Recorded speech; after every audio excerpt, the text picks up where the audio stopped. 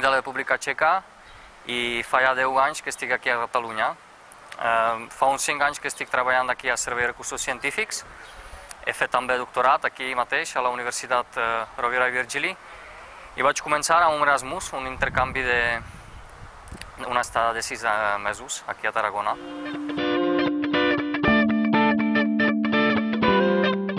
No, és que jo feia com si fos un projecte final de carrera, clar.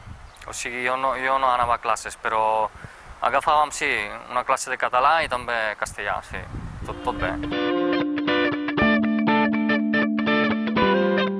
Ara mateix estic aquí al Servei de Recursos Científics en unitat de microscopia i tècniques nanomètriques.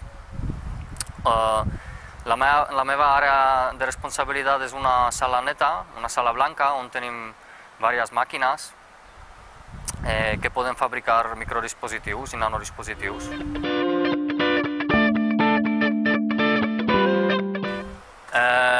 El poble, per dir alguna cosa, Montreal, per exemple, perquè m'agrada la muntanya.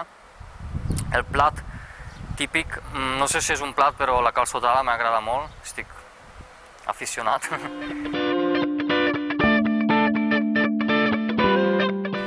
Sí, jo des de principi tenia la intenció d'estudiar el català una mica més profund, o sigui, les classes de català, on sempre trobes la gent interessant i tot això. I també aquí a la feina, clar, els companys i tot això.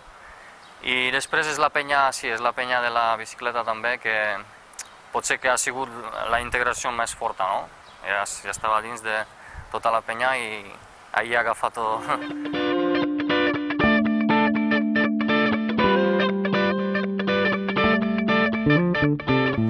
Doncs ara mateix estem a una sala blanca on treballo. Aquí tenim diversos sistemes i màquines per fabricar coses molt petites, dispositius molt petites per a diferents aplicacions també.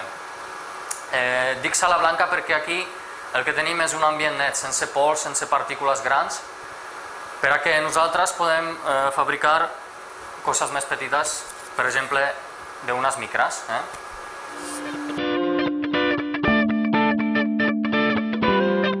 D'aquí a 10 anys, doncs aquí més ample, sí, més màquines i treballant més dur, sí, per seguir.